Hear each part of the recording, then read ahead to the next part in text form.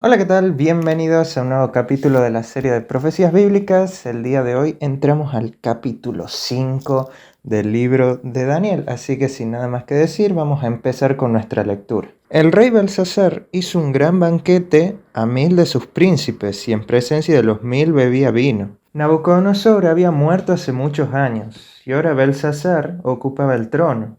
Además, dedicó la mayor parte de su tiempo en organizar fiestas y diversiones. Belsasar tenía una fama terrible. Una vez, por ejemplo, mientras iba de caza, uno de sus compañeros clavó una flecha en el león al que apuntaba Belsasar.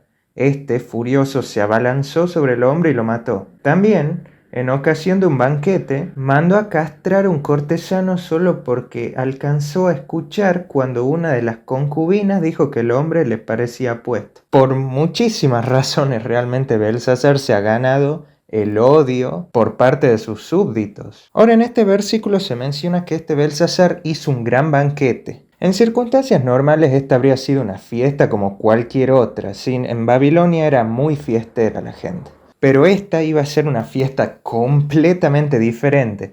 ¿Por qué? Porque nosotros tenemos una profecía, la cual vamos a leer ahora, que se encuentra en Isaías capítulo 45, los versículos del 1 al 3. Así dice el Señor a su ungido, a Ciro, a quien tomó por su mano derecha para sujetar naciones ante él, y desatar lomos de reyes para abrir ante él puertas, puertas que no se cerrarán.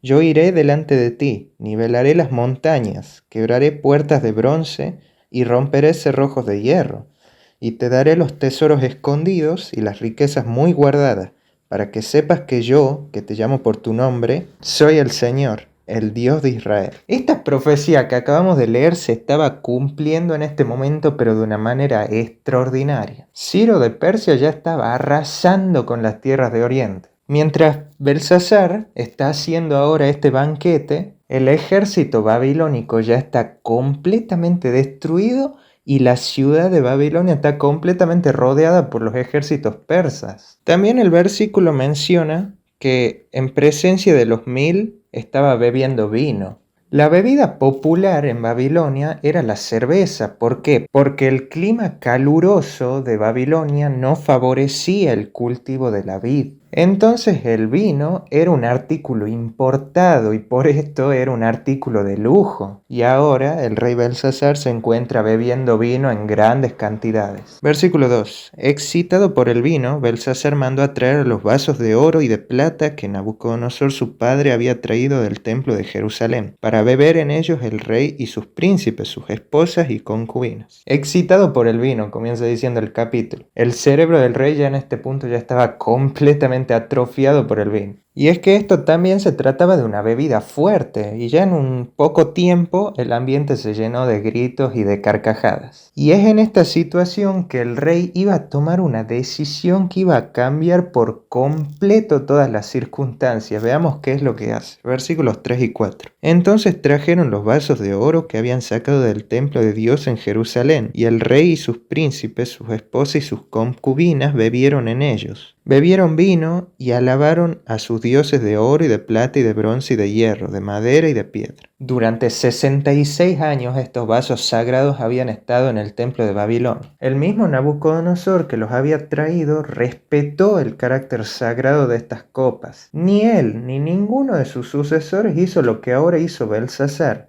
quien con el cerebro inflamado por el alcohol ordenó que trajeran estos vasos. Belsasar sabía perfectamente que en este momento estaba cometiendo él un sacrilegio. Belsasar era imposible que ignorase quién había sido el Dios de Daniel, y todo además de lo que había vivido Nabucodonosor. El rey sabía perfectamente que ahora estaba cometiendo un acto sacrílego. O pueden preguntarse por qué de todos los templos y palacios que habían en Babilonia y de todos los tesoros almacenados en la casa de Marduk, el rey manda traer precisamente estas copas de acá y no de ningún otro dios, de ninguna otra nación conquistada. Es evidente que lo que está haciendo acá es desafiar a Dios abiertamente. El rey debería haber estado implorando a sus dioses, pero se ve que en medio de su ebriedad se olvidó completamente de implorar y se dedicó a blasfemar. Versículo 5. En esa misma hora apareció una mano de hombre y escribió delante del candelabro sobre la cal de la pared del palacio real. Y el rey veía la mano que escribía. En este amplio salón hay un lugar que está bien iluminado. Y es justo ahí, frente al candelero,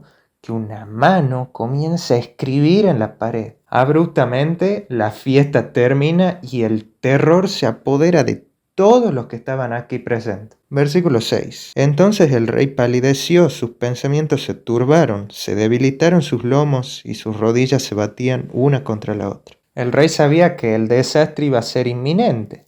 Él había crecido escuchando todas las historias que había vivido Nabucodonosor, y el rey entendía perfectamente que él había insultado al Dios del cielo. Versículo 7. A gritos el rey mandó a traer magos, caldeos y adivinos, y dijo a los sabios de Babilonia: el que lea esta escritura y me muestre su significado, será vestido de púrpura, tendrá collar de oro en su cuello, y será tercero en el reino. Aquí hay algo curioso, y es que los reyes en la antigüedad nunca gritaban. Por ejemplo, ustedes recuerdan lo que hemos estudiado en Daniel el capítulo 3. Cuando el rey les iba a dar una orden al pueblo, el rey no era quien les dio la orden, sino que quien dio la orden, un vocero del rey. Y esto era justamente porque los reyes consideraban que su dignidad real no les permitía gritar. Y bueno, acá simplemente vemos que a Belsasar ya lo último que le importa es su dignidad real. Ya vemos hasta qué punto el terror se ha apoderado de su mente. Ahora es un tanto ilógica también la reacción que tiene el rey. Pero el rey reacciona de la única manera que sabe hacerlo. ¿Cómo es esto? Ofreciendo grandes riquezas a quien sea capaz de interpretar el sueño. Y es que bueno,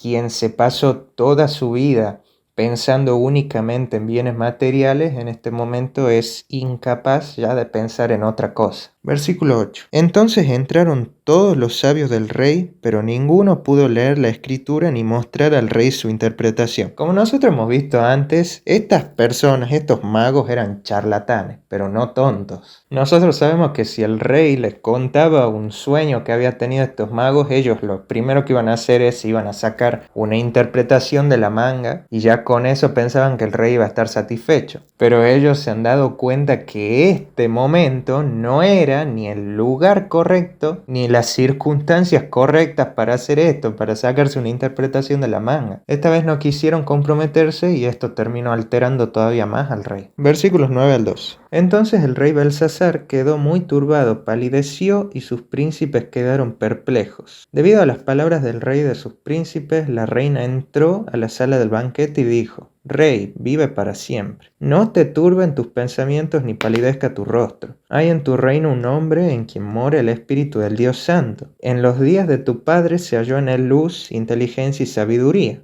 como la sabiduría de los dioses. Y el rey Nabucodonosor, tu padre, lo nombró jefe de todos los magos, astrólogos, caldeos y adivinos. Porque en Daniel, a quien el rey llamó Belsasar, se halló un espíritu superior, y ciencia y entendimiento para interpretar y descifrar enigmas y dudas. Llámese pues ahora a Daniel, y él te dará su significado. Hay ciertas dudas con respecto a cuál era la identidad de la reina, porque bien podía tratarse de una de las esposas de Nabucodonosor o la madre de Belsasar. Pero sea como sea, la reina fue notificada de esto que estaba pasando y entró inmediatamente al lugar donde estaba Belsasar. Y vemos también que, a diferencia de Belsasar, quien estaba cometiendo actos sacrílegos, esta mujer reconoció a Daniel en el versículo 11 como un hombre quien tiene el espíritu del Dios Santo. Versículo 13. Entonces Daniel fue traído ante el rey.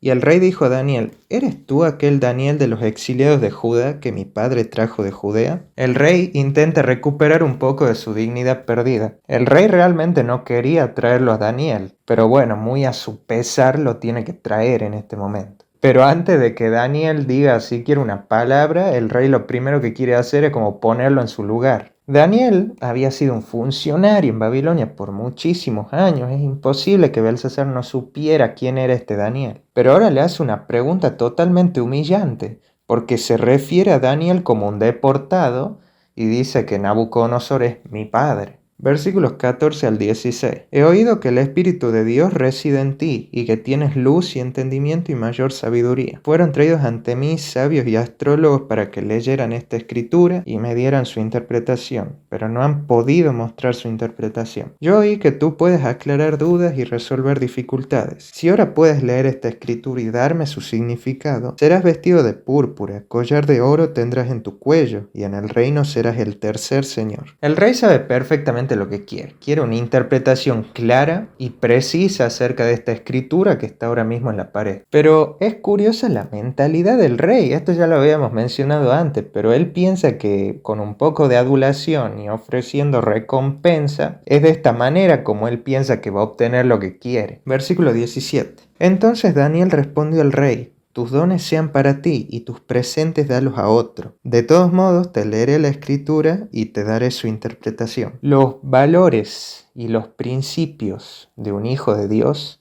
siempre van a ser un misterio para las personas como Belsasar. Es como si todas las herramientas que ellos utilizan de repente para manipular gente, ahora les dejan de funcionar. Y esto es justamente porque un hijo de Dios, el deseo de obtener ganancias o recompensas no es lo que lo mueve, no es lo que lo motiva. La motivación de un hijo de Dios es seguir a Dios y hacer su voluntad. Algo curioso también acá es que si nosotros recordamos, siempre que Daniel hablaba con Nabucodonosor, antes de empezar le decía rey para siempre vive.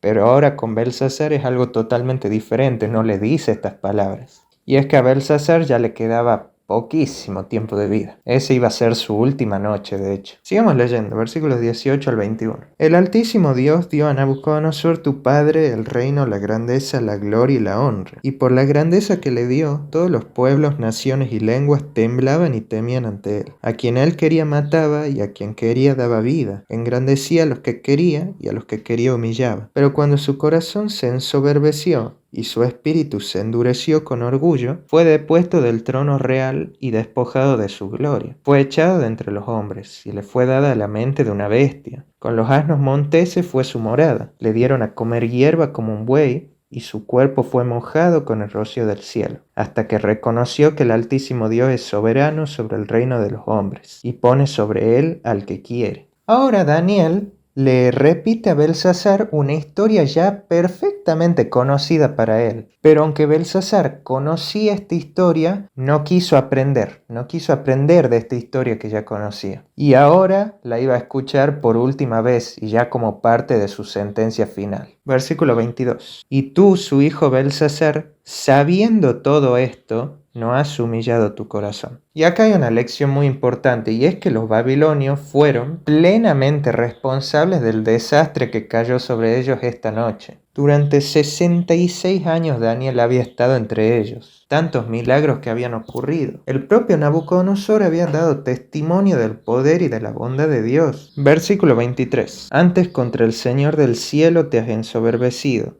Hiciste traer ante ti los vasos de su casa, y tú y tus príncipes, tus esposas y tus concubinas bebisteis vino en ellos. Además alabaste dioses de plata y de oro y de bronce, de hierro, de madera y de piedra que ni ven, ni oyen, ni saben. Y no honraste al Dios en cuya mano está tu vida y de quien son todos tus caminos. Dios no es hipersensible. Millones de personas todos los días toman su nombre en vano, le insultan y se burlan de su misericordia. Pero Él no los castiga en el momento, pero sí les da una advertencia. Y esta advertencia la podemos encontrar en Romanos capítulo 2, versículo 5. Pero por tu dureza y tu corazón impenitente, acumulas sobre ti mismo ira para el día de la ira, cuando Dios manifieste su justo juicio. Existe una línea invisible para cada persona a partir de la cual, una vez cruzada, ya no es posible el retroceso. El Espíritu Santo, de una manera misericordiosa,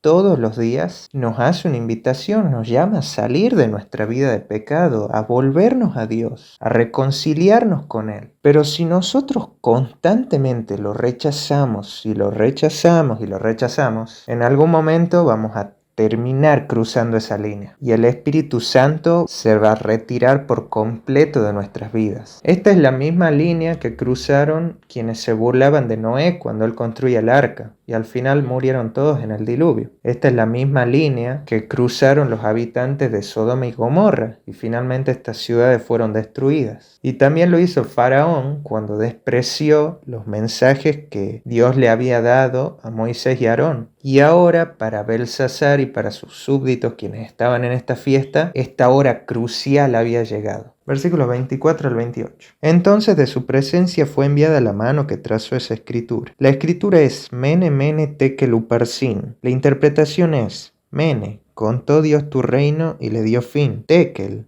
has sido pesado en balanza y fuiste hallado falto. Peres, tu reino ha sido roto y es dado a los medos y a los persas. Bueno, analicemos un poco estas palabras. La palabra Mene es la que aparece primero y significa acabado. Y es que para Belsasar el tiempo de gracia ya había terminado. Se acababan también su reino y su vida. Y para mayor énfasis esta palabra se repite. Tekel significa pesado. Y es que Dios había pesado en balanza el carácter y la conducta del rey y puso su sello de reprobación. Peres significa dividido. Y es que, como hemos visto, el reino iba a ser dividido e iba a ser quitado de la mano de Belsasar. Versículo 29. Entonces, por orden de Belsasar, vistieron a Daniel de púrpura, pusieron en su cuello un collar de oro y pregonaron que él era el tercer señor del reino. ¿Qué estaría pasando por la mente de Daniel en este momento que se lo estaba coronando y se lo estaba vistiendo de púrpura para un reino que ya no existía? Mientras se le estaba coronando, los conquistadores ya estaban en su camino para entrar al salón, sembrando destrucción a su paso. Versículos 30 y 31. Esa misma noche fue muerto Belsasar, rey de los caldeos, y Darío de Media tomó el reino cuando tenía 62 años. Todavía se le estaba rindiendo honor a Daniel cuando en ese momento entraron los medos. Hubo pánico, intentos de huir, pero bueno, ya era demasiado tarde. Y es así como nosotros vemos también el cumplimiento de la profecía de Daniel en el capítulo 2. Porque si nosotros recordamos, en esta estatua la cabeza de oro era seguida por el imperio de plata. Y como nosotros habíamos mencionado, este imperio de plata significaba a Medo-Persia. Es decir, a partir de ahora cambiamos de gobierno. Ya no estamos en esta cabeza de oro, sino que ahora descendemos un nivel.